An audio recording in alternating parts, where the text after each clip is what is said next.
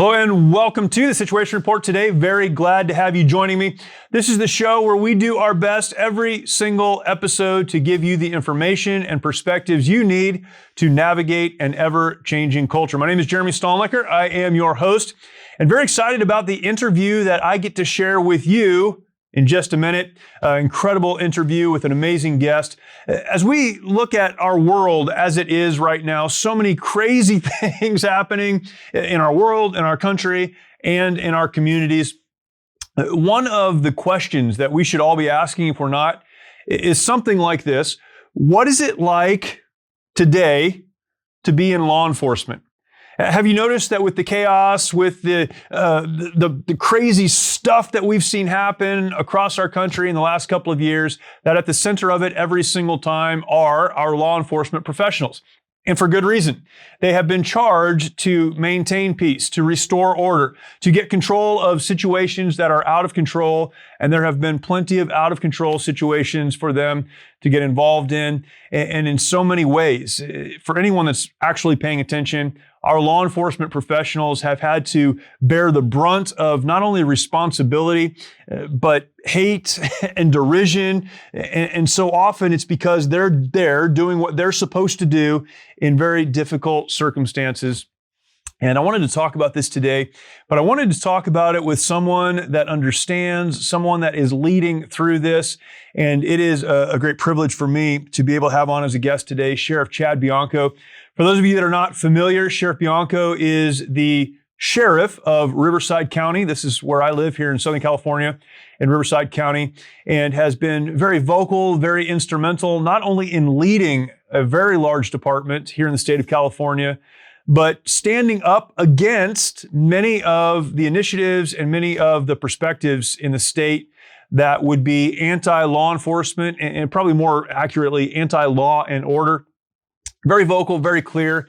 And for me, as a resident of the county that he is the sheriff of, I'm very thankful for him and very grateful that we could schedule the time for him to come in and talk about these things. Sheriff Bianco, he'll give his story a little bit, but he was elected the sheriff, coroner, and public administrator of Riverside County in the November 6th, 2018 general election, and in June 2022 was re-elected. He is a 30-year veteran of law enforcement. And again, we'll spend a lot more time talking about him and his department and what he's done and getting some incredible perspectives.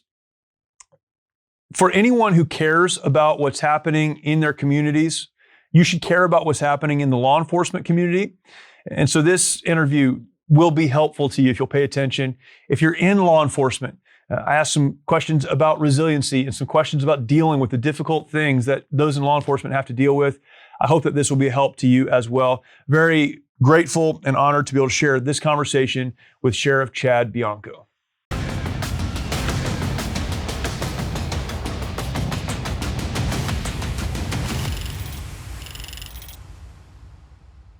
Sheriff Bianco, thank you so much for coming out. Of course. Thank you for having me here. It is awesome. I've been looking forward to this for a long time.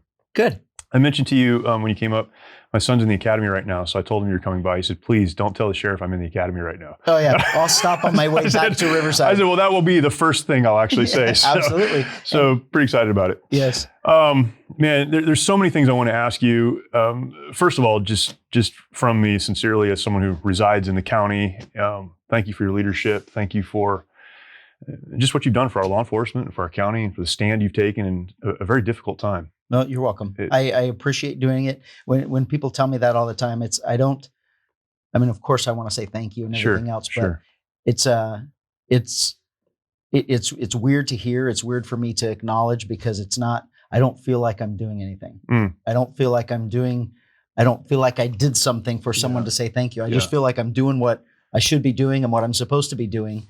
But it's certainly reassuring, and I definitely like hearing it, and I will keep doing it. Well, it's funny. I think you are doing what you're supposed to be doing, but there is so little of that, certainly in our state, but I would say across the country, of men, and I don't want to get anything, super political, but men playing the part of men and leading their homes and leading their communities.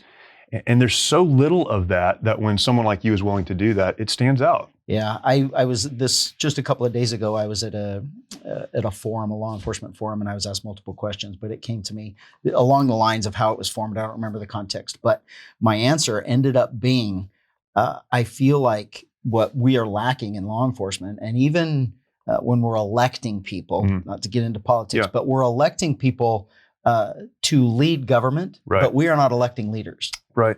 And that's a little bit different in law enforcement. Yes, I was elected, but I moved my way up through the department, and I was completely supported by all law enforcement. So law enforcement recognized me as a leader within, and then that's who we presented to voters to vote for. So I think that's really what it is, and how you said it. And yes, it's men, and I will say that there are some fantastic women leaders also. Of course, of course. The people that are in positions of authority and leadership are failing to be leaders. Right.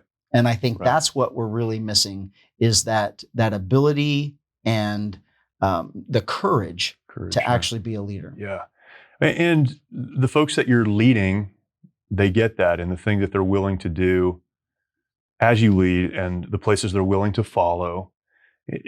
You can't lead them and politic at the same time. Right. You're either going to lead the folks you're there to lead, or you're going to be a great politician and do what politicians do.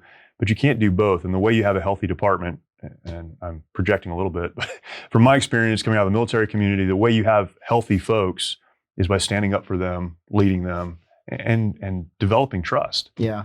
It's weird that the sheriff is actually elected, and they call me a politician. Sure. And I've always said I'll never be a politician because we have that opinion, and we have that stereotype of what we consider a politician. A politician to all of us is that guy that stands up and says, or gal, whatever it is to make the crowd happy, to get votes, and then moves on to the next one. And honesty doesn't necessarily go along with politician. And that's what's unique about law enforcement is I get in these groups, especially with our government, in Sacramento. Sure. If I'm in a group, I'm the only one that everyone can be assured is telling the truth, because I can't have my job anymore if I don't tell the truth. And when I'm sitting there with the governor or the lieutenant governor or any of the politicians that are saying whatever it is that I know is false, and I say something different, I get branded as just being confrontational or not going along with the program. But I'm the only one being honest. I'm the only one that has to be honest, and that's where. I mean, really, that's the number one attribute of a leader. You've got to be honest with your people and the people that you're leading. Right. So it's a unique spot that I'm in. But let's, if you don't mind, maybe tell us your story a little bit. I know a lot of people know it. A lot of people don't, though. So how does one? I won't say become the sheriff, but what was your journey into law enforcement? And you've been in this game for a long time. Yeah, 30 years. I'm in my 30th year right now. Yeah. I certainly didn't seek law enforcement out. Growing up, I grew up in a different state. I grew up in Utah, very small town. Yeah. And my lifelong goal was I was going to be a baseball player. Sure. Hall of Fame was my. I had the same goal. That's where I was going to end up. That was great. And that was my whole life until then. So when I ended up getting a scholarship, a college scholarship, and I had to pick a major. Yeah. Well, I didn't know. I wasn't going there for school. I was going there to play baseball. Right. And so I'm an outdoors person. I hunting, fishing, outdoors. I love it. So I picked wildlife management. Was what I started my degree in. And then with the goal of being like a ranger, a fishing game guy. Sure. And only because, I mean, selfishly, it was like those guys are always in the mountains and they know where to hunt and they know where to fish and they know all that stuff. So that's kind of why I picked that, but no intention of the law enforcement background. Yeah. When I was 16, I got pulled over with some friends, and we had alcohol in the car, and we got tickets. And so he took our alcohol and he gave us tickets, and I was very well known in our community because of baseball. Right. And so the highway patrol officer that pulled me over knew who I was. And he pulled us individually back to his car from the car that we were in. And I was the last one. So he pulled me back there and he said, what do you think your dad's going to do when you get home? Well, I hope my dad doesn't find out. And so he basically told me, you're going down the wrong path. You have a fantastic future ahead of you. If you ever want to play baseball, this isn't the path you should be taking. And you're at a crossroads now. You're going to hang out with these kids and go down a path, or you can go a different path. And it wasn't, I mean, he didn't lecture me. He was just talking to me. And he gave me my ticket. I went back up. I remember getting in the car and we drove away, and everyone's talking crap for getting a ticket and everything. And I just remember being very, very embarrassed and listening to them. And I was like, it wasn't his fault. He didn't do anything. It was our fault. Right. And he told me the same thing my dad had been telling me, but it just meant something different. And so that really did stick in me for the rest of my life. And I did, not that I was a bad kid. I was a good kid. Sure. But I was making poor choices, and I was hanging out with people that I probably shouldn't. And so I did change path. But then my baseball career ended. I got married. And was having a baby, and I had to get a real job. Pay the bills. Unless you're actually on TV, you're not making any money. Sure. So I ended up moving out here, and from Utah to California, ended up in Riverside, and I've been there ever since 1989. Wow. And I worked various jobs, some construction jobs. I worked at a Ford dealership in the service department. And one of my friends was going through the academy. He was putting himself through the academy, and he convinced me what a great thing it was, and that I should do it. And it's like, yeah, I will. Okay. And from the day I started, I went to San Bernardino's academy, put myself through, and from day one, I was hooked. It's like, this is cool. Wow. I got hired by Riverside, and I've been in Riverside for 30 years now. I went to the jail first, then went to patrol. I got involved in narcotic enforcement. And I loved it. Yeah. I mean, I could have done that for the rest of my career, the whole undercover stuff. But I got promoted and went to internal affairs, which was probably the best thing for my career, because it showed me that there's a completely different side of law enforcement than just the patrol part. Sure. But then I kept progressing through the years. But as I was being a cop, and as I was out doing my job, and I don't know if I can adequately describe it, but there is just the reward you get from helping someone, and whether they were a victim of a crime, or whether they lost property and you were able to find it, or whatever it is, and just the feeling and the that they have toward you, and just the look in their eyes as they say thank you, or even sometimes they don't even have to say thank you, a handshake or a hug sometimes. It is so rewarding that it just makes you keep coming back and back. And so we always talk about the bad parts. We always talk about the fights, which there are. People don't respect law enforcement, and they fight and they resist, and we have to do those types of things. And I've been punched, I've been kicked, I've been spit at, I've been shot at, I've been, all of those different things. And it's you go to that one call where you help someone and they say thank you, and you forget about all the bad stuff. Yeah. And I think it's just something, I tell this to people all the time. I don't think I picked law enforcement. I think law enforcement picked me. And I think I just have my personality, my desire to help people. I was raised to, my dad is, in my eyes, is the greatest guy in the world. And he's probably the most, has the most integrity of any man I've ever met. And so that's how I was raised. I was raised to be honest, trustworthy, do the right thing all the time. And I think that's what fits here. That's good. And I can't imagine doing anything different. Yeah. And it's not even about the money anymore. I mean, if it was for the money, I'd be in construction. I mean, I have friends that went other routes that they have the money, and I'm content. I don't need the money. Yep. I make a good living. Good. Law enforcement makes a good living, and we can take care of our families. But it isn't about being rich. I think my heart is rich for sure. That's good. And I think that's what keeps me here. That's what, I could have retired several years ago, and I have no intention. I love what I'm doing. I love being able to help people. I love being able to direct our department to something better, and to make, we're in a bad time. Yeah. And so I want to be a part of turning that around, of making people see that what you're told isn't what necessarily reality is.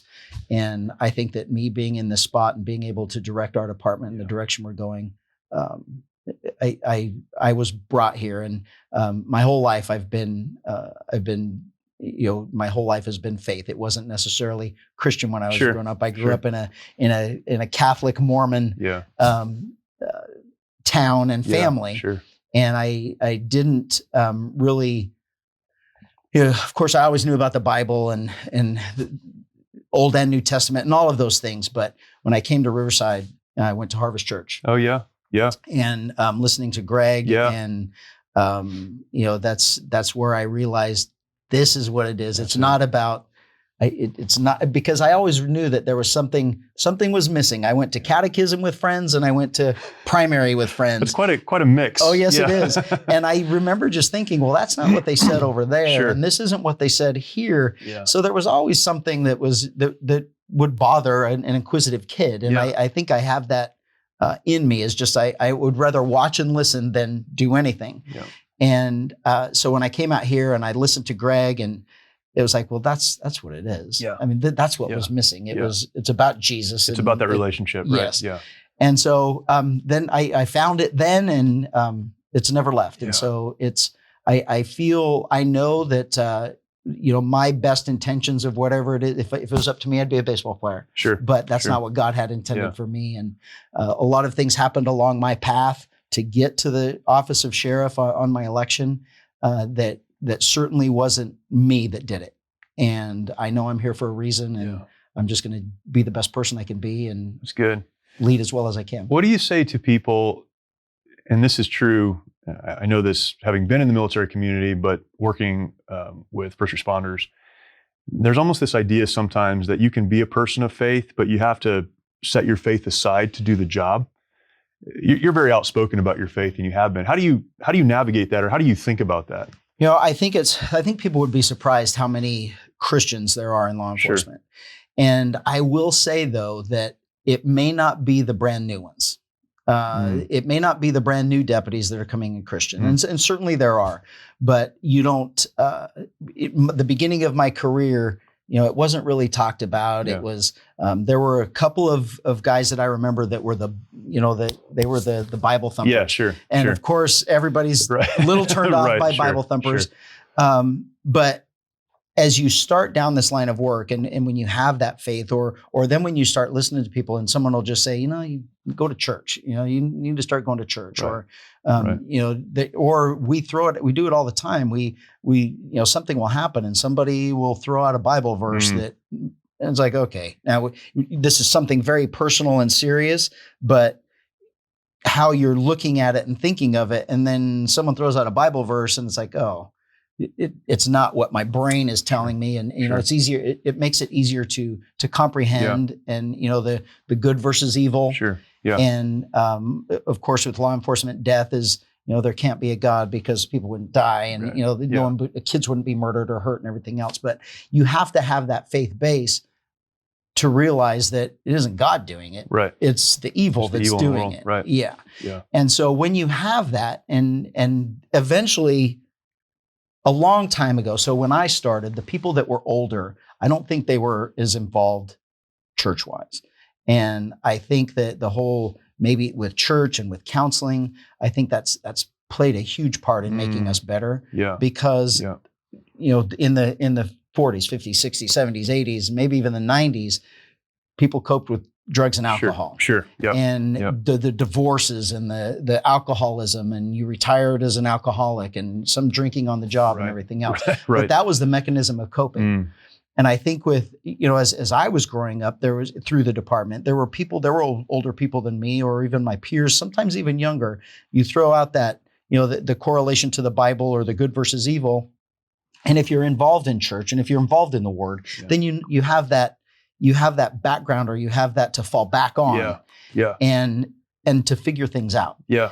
And so it certainly helps you through my job of seeing ugliness and evil and hurt and pain all the time. Yeah. It should be a requirement to be involved with the word, because it's you have to know that there's something bigger and better, and we're just dealing with the evil that we have here, and we're trying to manage it and make it better for other people. That's good. So it's I don't think it's something that a lot of people are quiet because, it's been forced on us. We don't talk about Can't religion. talk about it. It's personal. Can't talk about politics or religion. Right. Well, we're in this position that we are today because we don't talk about politics and religion. That's right. And I think that it might not come natural to me. I don't, it's not on my head to, preach to somebody or convert someone, but it's certainly something that I say a lot, even on calls. Even with going to a death call, it's like, we try and get a pastor there, or we ask them if they're involved in church. And I tell them, you need to get involved, and there will be some answers if you look to the Lord for something rather than social media or friends or family, you'll find comfort and answers. So there's a lot more Christians that believe and that have to believe because of what we're doing. That's good. And it makes it easier. I don't know. I had a conversation. I volunteer as a chaplain for our fire department here in Murrieta, in the city of Murrieta. And we had an incident a couple weeks ago and talking to a lot of folks, and myself and one of the other chaplains were just having a conversation. And how do you deal with what happens in the first responder community? How do you deal with that if you don't have some concept of faith? How do you put that in a right context? And yes, there are a lot of questions we can't answer. Why did God allow questions? Yeah. But sin is present in the world, and there's no hope without a belief in God. And that's not to be preachy. I don't know how one can not resort to bad behavior, to drugs, to alcohol, and to these other coping mechanisms if they don't have a foundation of faith. Yeah, I completely agree. And it's what we see all the time especially with people being hurt. And I have a weakness for kids and for women. I just feel like, I guess as a man, I'm supposed to protect women, and as an adult, I'm supposed to protect kids. And you're supposed to, as you protect those that can't protect themselves. That's right. And when you see them hurt or injured, and the people that would think of doing some of the things that we see on a day-to-day basis, it does make you question, and it does make you, how does that happen? How is that allowed to happen? How does God allow that to happen? Sure. And you can't, if that's the only question you have, it would be easy to say it's because there's no God. Right. But if you really start asking questions and you start looking into it and why and the hows, and then you realize that it certainly isn't God. And you're able to, I don't want to say, we get jaded sometimes, and we get a little callous to the things that go on, because you can't, from a law enforcement world, we go out and we answer a call for service, and then we go from that call to the next one. And you can't cry in between calls, and you can't cry at the call you're on, and you can't be that empathetic, sorrowful person with people all the time. Sometimes you can. I remember, in particular as a young deputy, an older lady, they'd been married for over 50 years, and her husband died, and she was just broken. And I sat there I was there at least an hour and a half waiting on the corner and everything else. I mean, I cried with her the whole time. And those things are okay. But when you go to other calls, you're there for work. And you're there for, you've got a job to do. And internally, you can't keep carrying that with you all the time. And then you go home, and if you're not talking about it with your spouse, then I mean, you have to internalize it somehow. And it's easy to internalize if you can relate it to Jesus' word, and how does this make sense, or how can I get through this? And so it makes it good, and it's a combination. So how do you do it? You have to be a little jaded and callous. Sure, of course. My wife will tell you I have no emotion, but she's joking when she says it, because it's certainly not true. It is a tough job. And this job isn't cut out for everyone. Everyone's not cut out for this job. We get a lot of young kids that come in that think they want to do it, and they spend 2, 3, 4, 5 years here, and that turmoil is just too much. It's too much emotionally, and they end up pursuing a different career, and that's okay. Sure, of course, yes. Recognizing that. Yeah. It's interesting. I'll tell you a story. You didn't ask, but I'll tell you a story. That's okay. We had the war in Iraq started, and everything was brand new. We were the first Marine unit into Iraq, so everything's brand new, and we're trying to figure all this out. First KIA of the war, Lieutenant Shane Childers, was killed, and he's a friend of ours. We were in this blocking position together. So all this is happening, and then we're getting ready for the next mission, the follow-on mission. And our battalion commander, he just retired as a 2-star general, battalion commander at the time, Lieutenant Colonel, called us up to his vehicle. This is the next mission. This is the next tasker. This is what we have to do next. So we had just done this thing for 3 days, no sleep, follow-on mission. We've got to get the guys ready and go. And I wrote about this a little bit, and I've talked about this. Right, there were probably 10 of us there, the officers in the battalion. And I think what we were waiting for, I know what I was waiting for, was for him to say, "Hey, Shane was killed," and to grieve through that and to mourn through that. And I've talked to him about this too, but you could see on his face where he realized that's what everyone was waiting for. And he stopped and he said, I realized that Shane was killed, and it's terrible. We all loved him. We served together, and we will mourn. But now is not the time to mourn. We have a job to do, and we have to go on to the next mission. And if we don't, there are a lot of other people that will be impacted, and potentially a lot of people that will be killed if we don't. So we need to hold on to this. There will be a time to mourn, but right now we have a job to do. And when I hear you talking about that in law enforcement, you have to know when to mourn and when to do the hard thing and stand up and do the job, because people are depending on you. Yeah. A lot of people. Yeah. But it's doing that can be extremely challenging. For sure. And it can be heartbreaking. It is. There's a lot of parts of this job that is heartbreaking. When you're dealing with kids and elderly, and really anyone that is victimized. When you're dealing with someone that's victimized, that is very personal right. to them, right. and how it makes you feel when you're a victim of something.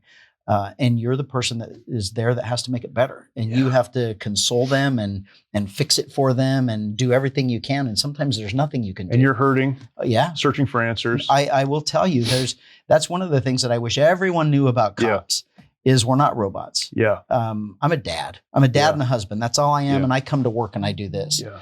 And so when I see kids hurting, I'm a dad. That hurts me. And when I see a domestic violence, a wife being beat up, that hurts me because that should never, ever happen. And when I see people killed, and I mean, there's nothing worse than taking a human life. And so when I see the cold evil that can take someone's life, it's hard to deal with. Yeah. It's, and I'm no different than anybody else. I'm just a person. Right. We say all the time that the reason why people talk about cops, we're not perfect. We can't be perfect, and the reason we're not perfect is because all the people I hire come from all of you. right. And it's I'm hiring from the human race. Yeah. And so we don't hire perfect people. Yeah. And we try and do our best to weed out the ones that shouldn't be there or that we think would do a great job here. But sometimes we were wrong, and sometimes you won't know until someone is in that situation. You don't. What's actually deep down inside of them. You don't. Yeah. And so the reality, though, is we are a bunch of men and women that are coming together and putting on this uniform with the same emotions and loves and hates and fears as everyone else. But once you put this on, all of that has to leave. Right. And so we get branded as being callous, and we get branded as being cold and mean, when really we're just doing our job and trying to separate the emotion out of the work. Yeah. But when we're in the station, and when we're in our car by ourselves or on our way home or with our wife or even in just an empty home when you get home, there's a lot of time to break down and reflect and cry and get mad and all of those things. So how do you as the sheriff, I won't say lead that, but teach that, communicate that? How do you help your deputies and your staff understand that and go through that process? We're very open about it. And I've been very open about it. And it's the critical incidents that we go on. We make sure that we are passing it down. Like I know I get notified of all critical incidents in the county. Sure. And we make sure that as an administration that we are following up with those deputies that were involved in that call to make sure they're all okay. Yeah. For instance, our 2 deputies that were just murdered. When that happened, when I was brand new deputy, I had been on a couple of years, and we lost 2 deputies in the same night. And there was never the department. They never asked me if I was okay. Yeah. I mean, it was the 2 deputies died. So those were the ones that it affected. And nobody thought that it was affecting everybody else. Yeah. Now, I dealt with it with my, at home and internally and with my peers and everything else. But the department didn't care. Yeah. The department was saying, how are you guys doing? Yeah. Right. You're all dads and this could happen to you. Those were young dads that are gone, and that could be you. Yeah. And no one ever said that. So when I took over, I mean, we pay a lot of money per year for counseling, and it's a Christian-based counseling program that we're affiliated with, and we avail it to our entire department. That's good. And their families. So when something happens, we encourage them to reach out. If you need somebody to talk to, this is who you talk to, and we want them to know that it's okay to talk about it. You can talk about it amongst each other. You can talk about it with your supervisor. Yep. You can talk about it with whoever you want, but you have to talk about it. Yeah. There's something psychologically better of saying something out loud. That's right. It means something different than inside your head. Your head, it's just 100%. Going too fast. Yep. And when you say it, it's slower and you're comprehending it. And then sometimes it's not as bad as internally what you think it is on how you're handling it. So I make sure that I really do care about our deputies, and I care about their families, and they know that I feel that them and their families is more important than work. And I can't have problems at home, and mentally you're at home, you're not at work, and that can't happen because someone's going to get hurt. So they all know that I care more about them personally than I do professionally. Yeah, that's good. And I think that's that little bond there, that them knowing that I really do care about them. I think that's what helps. It helps in that leadership role, that I'm not just telling them to do something, I'm asking them or I'm helping them. So we want people to be able to work their way through it vocally and outwardly, not internalize it. And we know it makes it better. That's good. It seems like there has been a culture in law enforcement in particular, I think, maybe in years past, where you're almost penalized for struggling. Yeah. One of the reasons we have a first responders program as a part of what we do at Mighty Oaks is because of exactly that. We have men and women who have been in law enforcement, in the fire service as well, for 10, 20, 30 years and have never talked about any of the things that they've dealt with. They come to us, we have a program, it's a week long, but there's a point in our week, toward the end of the week, where everyone has 20 minutes to get up and say whatever you want to say. And it's amazing to see how much freedom comes from just going through the process in a safe place of talking about things you just haven't talked about. Yeah. But a lot of that is because the culture, I think for a long time, was that you just keep this to yourself. You go on to the next call, you do the next thing. And it does seem like, it feels like in a lot of places that's changing, and for the better. It is. And, law enforcement and the military is the same thing because of what it represents. And as Christians, we know that, we were designed to be in community. We weren't designed to be alone. That's exactly right. Yeah. We were designed to be with people, to interact with people, and to socialize. And for law enforcement and the military, we're unique in any other profession in that I'm this uniform, and the military is that uniform that is there. You're not supposed to show weakness. You're not supposed to show emotion. You're supposed to be the one that's going out and doing what nobody else will do. You're that strong, robotish type person. And I think that throughout culture, that's what we make. It's not supposed to bother me. I'm a cop, and that's not supposed to bother a Marine. Yeah. You're a Marine. Right. But what we forget is when that uniform comes off, you're just a man. Yeah, you're just a woman. Yeah. And you have a family, and you have people that you relate to, and you have that community. Yeah. And so if you if you can't separate the two, if you're always a Marine or if you're always a cop, then that's internally where you're going to have lots of problems. Good. That's that identity issue. We talk about that often, is if you identify as the uniform, instead of recognizing that it's a job, it's a very important job, it's something you need to give yourself to, but that's not who you are. Yeah. If you start to wrap yourself up in that uniform, then you're going to have problems later. Yeah. Yeah. What are some things, and you mentioned this a little bit, but what are some things you wish the community understood about law enforcement officers, law enforcement in general? And I feel, very blessed to live where I do. I actually live in the county, unincorporated Murrieta. But this community is very conservative, particularly for our state, very pro law enforcement. I know that's not true of the whole county, but it's true of a lot of Riverside County. And so I feel very blessed to be where we are, but there's still a lot of folks who just don't understand. What are some things that you wish people understood?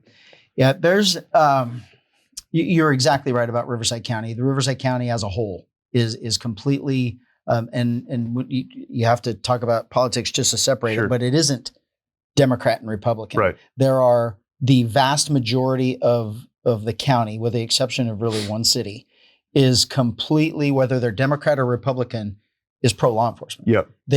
Whether you're a Democrat or Republican, you have to be for law and order. I grew up in Riverside. I've been here a long, long time. That's always been the case. Yeah. If you're not for law and order, then you're not for a civilized society. You can't have civilized society without law and order. So Democrats want to be safe. Right. It's the it's the far left right now. It's that far socialist, anti-American left. The anti-freedom left that really hates law enforcement. And when you really sit down to it, for me, I know that there's that group that probably 30% of the entire county that just hates me. Yeah. And none of them have ever met me. Sure. None of them have ever wanted to talk to me. They hate me because I'm a Republican. They hate me because I voted for Trump. And because of what you represent. Absolutely. They hate what you represent. And then during the pandemic, they hated me because the governor spoke and I didn't do what I was told. Right. And so I can't necessarily, I don't necessarily let that bother me. But what I want people to know is what you're hearing, the negativity toward law enforcement is a lie. It is a absolute misrepresentation of what law enforcement is. And particularly, I can tell you, California, and I'm not saying this because I'm biased. Everyone in the country knows this. California is by far the most trained law enforcement people in the country. Yeah. And the reason being is because everything that's happening in the rest of the country with issues and instances it was happening to us too, but there's so many lawyers in California. We learned our lesson in the 80s, the 90s, and the early 2000s. And you learn from doing things wrong and you fix it. And so we have trained ourselves out of what happens in the rest of the country. And so,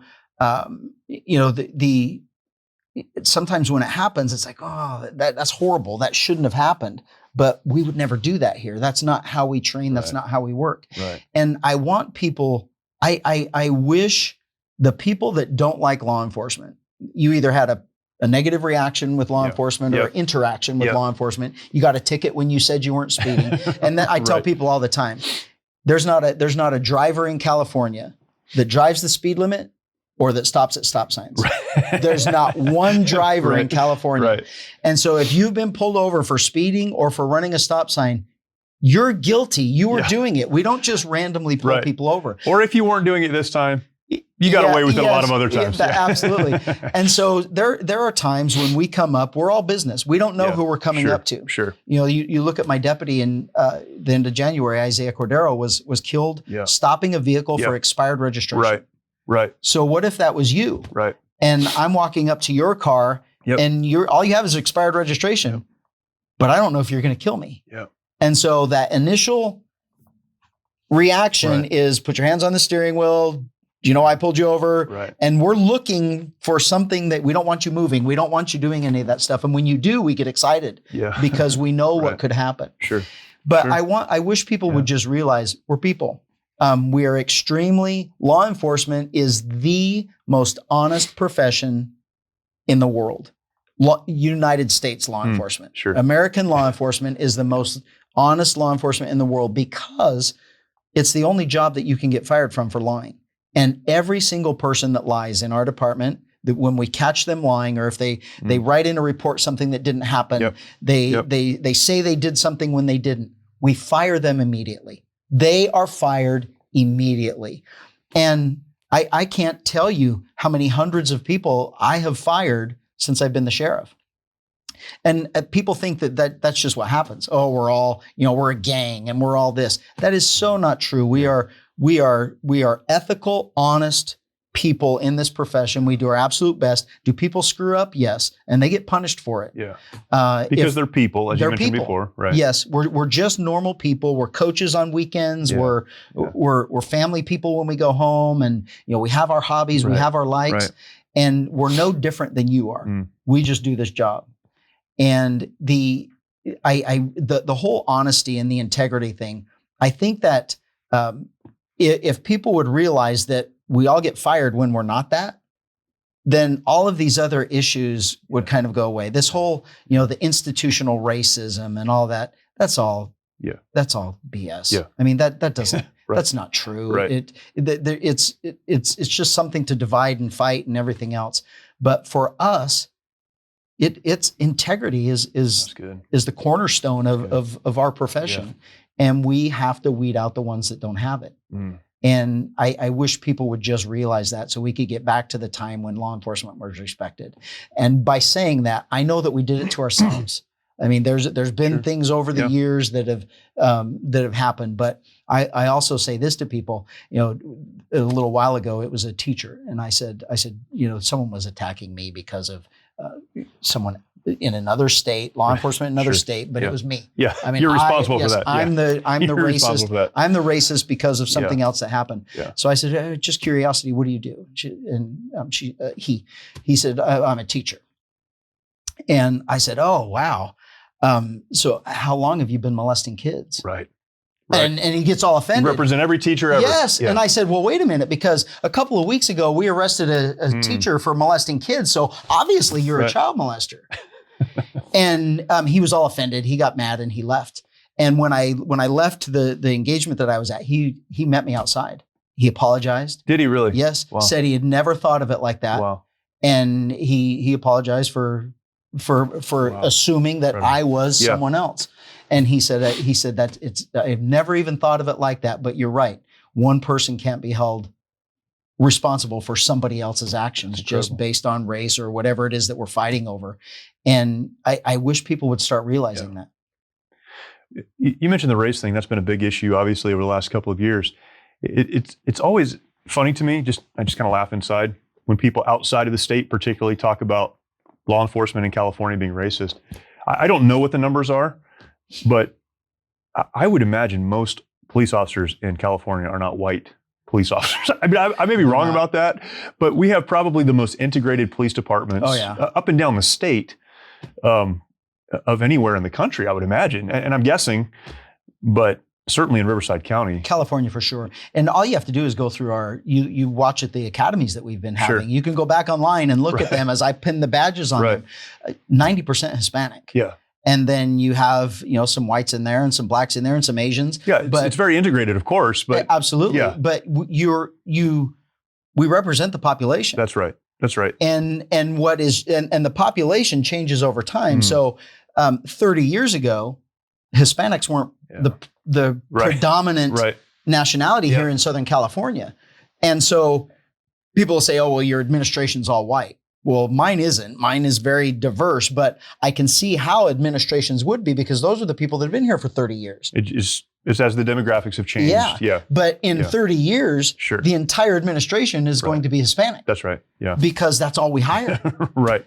And people don't see that. Yeah. They don't see, we have, for demographics in our department, we have far more. Speaking of black males and females, we have a lot of black females in the department. Very few black males. The percentage is very low, like 3% compared to population wise what we are, and I think there's a lot of the talk about crime and we're racist because we only arrest black people and everything else, but why why are black males underrepresented? Because we certainly try and hire from those communities and from that demographic. We certainly don't turn them away. We're not, this whole racism thing is just not true. We hire everybody that wants to work that's qualified, but we can't get young black males that want to come into law enforcement. Yeah. So they are underrepresented, but black females in our department, there are a lot. Yeah. It's interesting. I think it's anger in spite of facts. Yeah. I just want to be mad, and I need somebody to be mad at, and I need a reason to be mad. Yeah. So I'm going to start making things up. You must hate everybody. What can the community do? You as the sheriff of the county, is Riverside, is it the second largest county in California? Fourth largest in California. Yeah. One of the largest in America. Yes. So it's a huge county. What can folks who live here do to support law enforcement? What is helpful to you accomplishing the mission of safety, security, stability? Right now, about a year and a half ago, I was asked a question at someplace I was speaking of what's the hardest thing for me, my job, and what do I do, and what's the hardest thing we're dealing with, or the biggest thing. And I really had to think about it. And everything that was happening, obviously fentanyl is huge. And we have a major increase in violent crime, major increase in property crimes. All crime across the board is substantially increasing. Violent crimes are way increasing. Is that California 40%. Or is that? It's across the country. California is extremely high, though. And it's across the board. Nobody's immune to it. It's a sign of the time. So as I was thinking, those things, that's what we do every day. Yeah. My job is to come out and fight those things. If I have a gang problem going on somewhere, we just attack it with more resources. Sure. And then, something else, property crimes. Well, let's flood the area for a couple of weeks and see if we can catch them. So we manage our job very well. My biggest issue with managing my job is the laws that are being passed. And the laws that won't be passed. So it's our politicians right now, especially in California, but I know just from watching the news, it's spreading. It's going across the country. The decriminalization push is seriously hurting us. Yeah. And they don't care. Our Sacramento politicians don't necessarily care what I say. Because I'm one person. So I can be vocal and I can be a thorn in their side. I'm certainly not everyone's favorite up there. But that's hard for me to believe. Yes, me either. But what we really need people to do, because I know, and I say this all the time, I don't know what the percentage is, but we'll say 5%. It may be 8%, whatever, of the population is bad. And those are the criminals. Sure. 90 to 95% of the population are good, wholesome, honest people. Trying to live their lives, raise their families. Absolutely. And all of those people need to start standing up for law enforcement, standing up to the politicians and say, we are done with this. And we are not going to elect you again if you don't start fixing this, because it is, demand the media. Tell the media you're not going to watch their news stations anymore if you don't start telling the truth and telling us what's really happening in Sacramento, because people aren't being told. When I say some of the things that are happening in Sacramento, people look at me and I can see the eyebrows come up. It's like, that can't be true. Yeah. Because some of it defies common sense. And what we really need is for people to start voting. We say the majority, elects, say the governor. The governor was attempted recall, and it passed here. I mean, he was recalled if it would have been Riverside County, but that doesn't happen very often. People are getting fed up. The problem is we're being controlled by 30 to 40% of the population because that other 60, 70% don't vote. Right. But yet 90% of us are good. Yeah. So there is the silent majority has been silent for too long. Yeah, that's good. And you need to stand up and you need to say what you think. You need to start voting because your vote doesn't count if you don't vote. That's right. That's right. And so if those people know that, something's coming, they want a change of direction, and people are they're tired of it, because a lot of these politicians, they've never had real jobs. They've been working for the government, politicians for their whole careers. Yeah. The government's been paying their salary for their whole career, and they don't want to lose that. Yeah. So they're going to have to start representing their community instead of a special interest. Yeah. And I think that's what's happening now is the special interests are very loud, and they're influencing the way people are legislating in California, in Sacramento. And our public needs to just start being loud and spreading to your friends and family that are in other counties. Yeah. Because you going out and getting mad at your neighbor and telling your neighbor to do it, that's all great for Riverside County, but we're already there. Right. We need to spread this other places. That's LA County, San Bernardino Sacramento. County, Sacramento. We're on the Inland Empire is a little island, and I include San Bernardino in that. San Bernardino's demographics are very similar to ours. Their law enforcement is very similar to ours in size and police departments and the way San Bernardino contracts like we do. We're very, very, very similar, and we share a major, massive border that we interact back and forth all the time. And the demographics are basically the same. We vote the same. We're within just a couple of percentage points. I'm out of my depth here, so tell me if I'm wrong, but I think recently the sheriff of San Bernardino County has stood up against a lot of these same things that you just outlined. Yes. And pretty clearly. Yes. He's now the sheriff before him was extremely good sheriff. One of my mentors, as a sheriff mentor, I idolized him as I was coming up because I thought they were better than we were. And then when I became peers with him, he really helped me through issues. But he retired, he left, and the new sheriff that took over, Shannon Dicus. Shannon is the same type of a person, but Sheriff McMahon was very cordial and political and trying to do it what you would, lack of better terms, do it the right, polite, nice, gentleman way. Sure.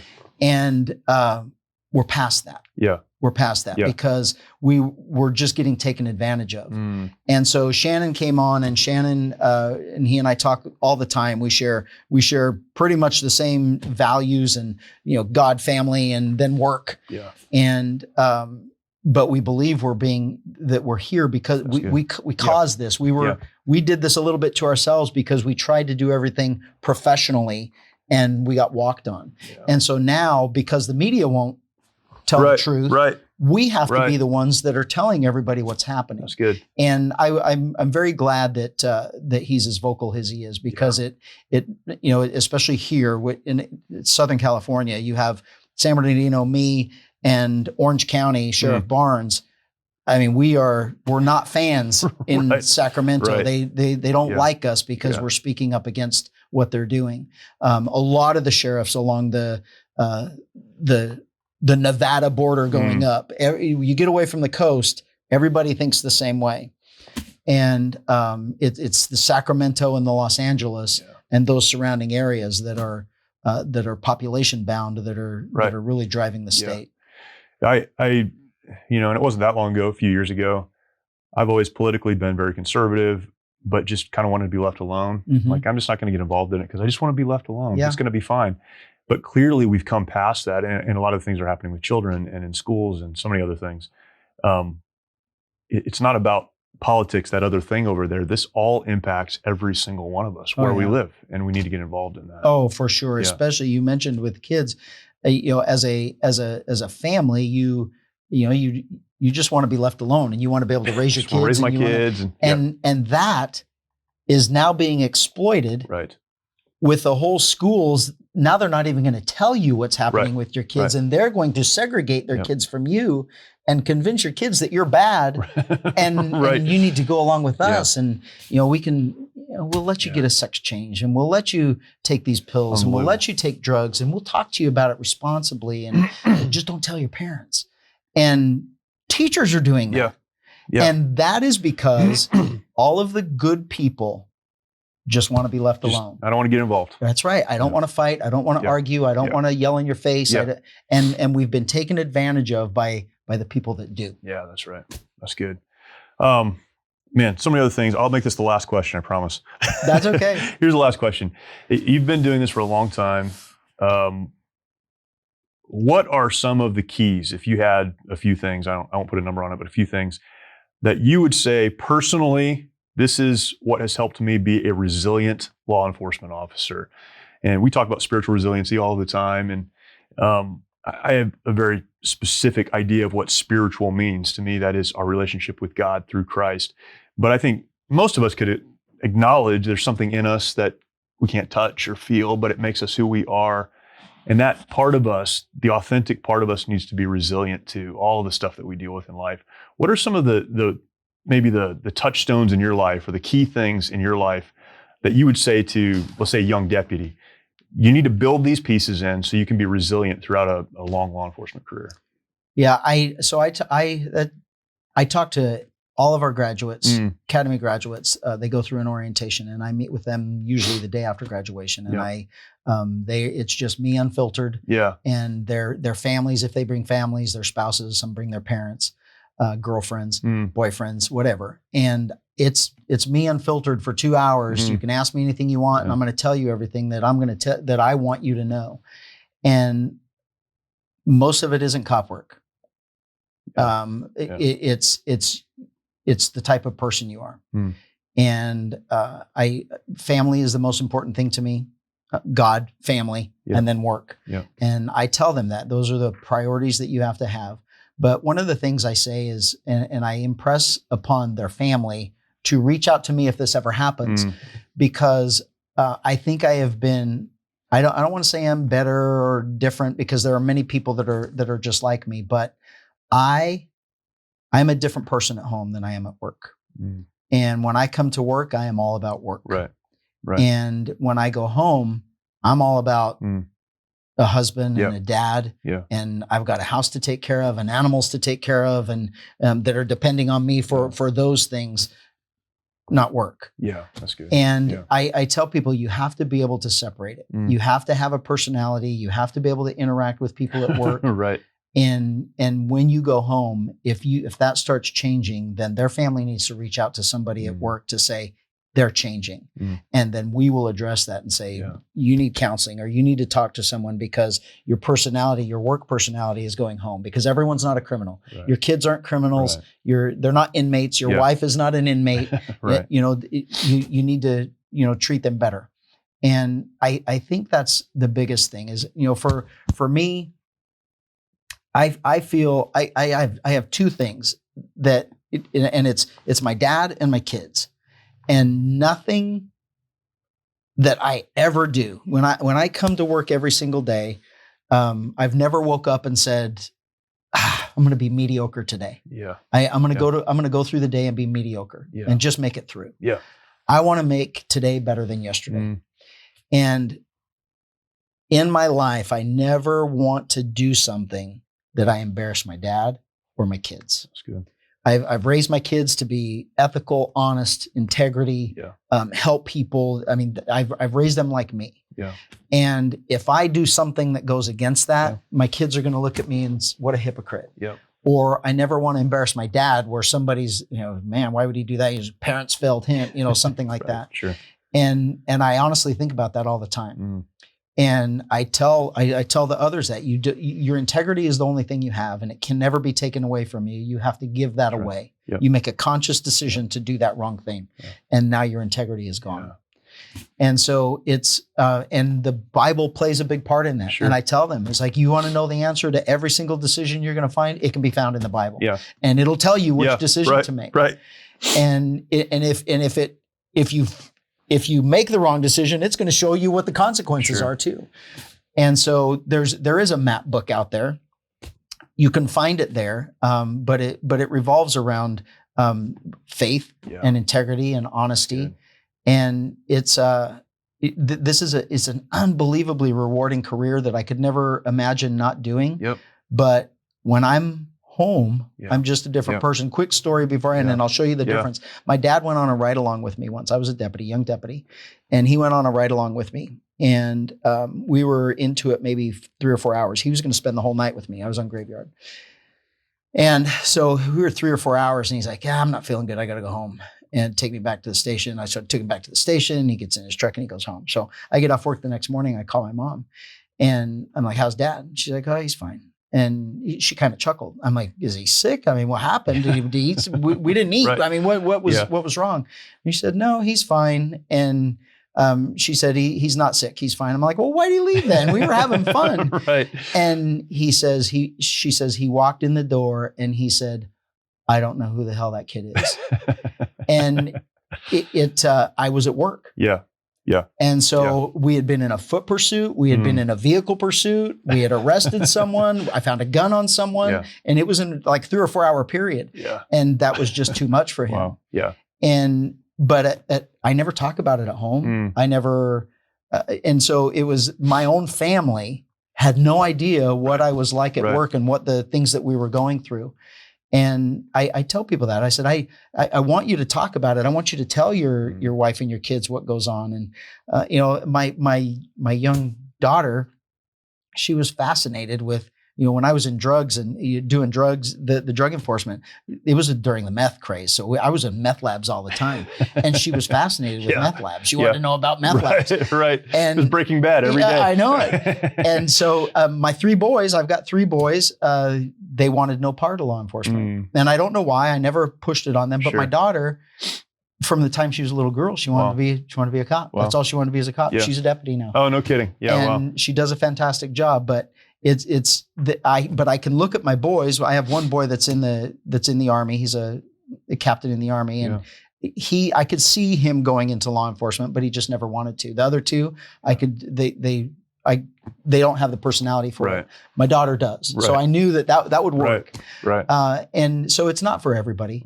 The job really does pick you. You don't pick the job. Yeah. And you just have to be a real person. You have to be, you've got to be somebody outside of this. I mean, this isn't me. Yeah. I mean, I'd rather have a t-shirt, a cowboy hat and boots on and, out with my dogs or my horses or something. But when I come to work, it's all about this. That's good. And having faith, knowing that there's something bigger than me and bigger than what we're all in. Yep. I think that makes it, I don't want to say easy. Sure. But it certainly makes it easier. Yeah, that's right. That's good. Man, that's fantastic. Thank you so much for that. You're welcome. I have about 40 other questions. Maybe some other time I'll get to those. That's okay. But, the good thing is we're close. We're close. We can do it again. I really do, sincerely though, I thank you for your leadership. And it's different when you become a parent of someone going to law enforcement. And I remember when I was getting ready to go to Iraq, my mom was like, son, I just need to know, do you believe in the cause? And she went through this whole thing. She's a mom, right? She's concerned. And I gave her that, I'm a Marine officer, it doesn't matter. I'm there to do the job, right? And just kind of blew my mom off. It's funny when people start shooting at you, how you start to think about what your mom said, right? Like, I wonder if I think she was right. She was right. But as a parent now, my son getting, he's a month away from graduating, and just the world as it is, Chief Conrad here in Murrieta and yourself, and knowing the law enforcement environment here, it's a tough job. I'm very proud of him. I'm proud he's going into it. But knowing he has men like you to look up to means the world to me as a parent. And so sincerely, thank you for your leadership. Thank you for what you're doing and what you continue to do. You're welcome. You bring up a good point there with Chief Conrad. I meet with all the sheriffs in the state, and we all have fairly good relationships with all of our chiefs of police. But police. But there are, in other counties, there's always one or several chiefs of police that just don't get along with the rest of them. Sure. And I'm very blessed here in Riverside County, because not only to be the sheriff, but interacting with the chiefs of police. We have a fantastic group of all of our city chiefs are fantastic, like-minded individuals that we are all on the same page doing what we're what we should be doing for our communities. They're in a unique position that they're not elected, so they can't be as vocal as I am. Yeah.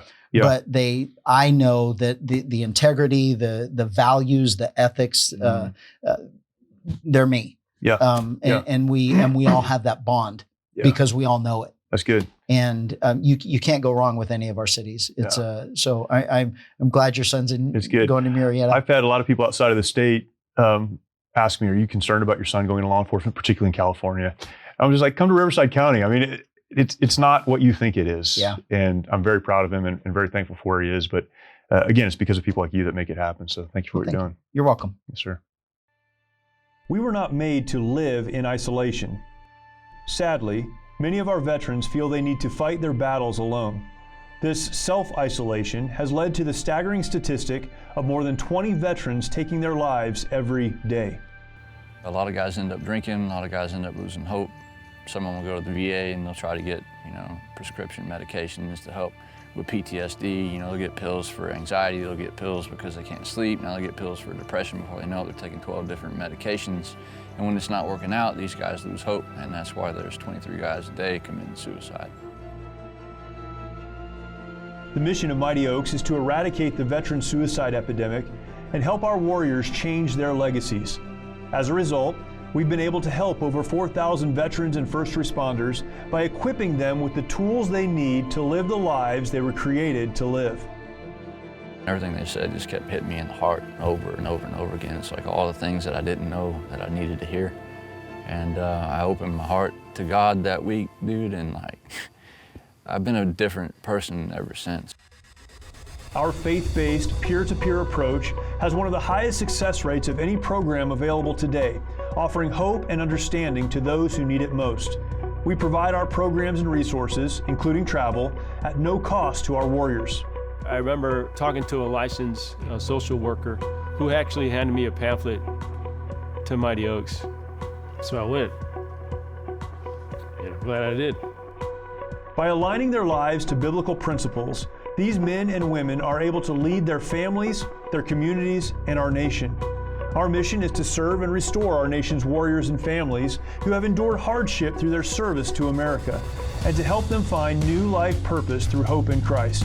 It's your generosity that can make a difference in the lives of the men and women who have fought for our country and our freedoms. Now that they're home, don't let them fight alone. Learn more at mightyoaksprograms.org. Just when you thought it couldn't get any better, Mike Lindell with MyPillow is launching the MyPillow 2.0. When Mike invented MyPillow, it had everything you could ever want in a pillow. Now, nearly 20 years later, he discovered a new technology that makes it even better. The MyPillow 2.0 has the patented adjustable fill of the original MyPillow, and now with a brand new fabric that is made with a temperature regulating thread. The MyPillow 2.0 is the softest, smoothest, and coolest pillow you'll ever own. For our exclusive listeners, the MyPillow 2.0 is buy one, get one free offer with promo code SITREP. MyPillow 2.0 temperature regulating technology is 100% made in the USA and comes with a 10-year warranty and a 60-day money-back guarantee. Just go to MyPillow.com and click on the radio listener square to buy the one, get one free offer. Enter promo code SITREP or call 800-870-0283 to get your MyPillow 2.0 now. So thankful for that interview, and man, what a great conversation. Literally, I probably have 40 other questions I could ask. So many things to talk about. There's just so much going on in our communities, and so much of that, as we discussed, impacts us personally, where we live right now, today. And I'm grateful for the opportunity to talk to the sheriff about those things. And I hope that you'll follow the Riverside Sheriffs.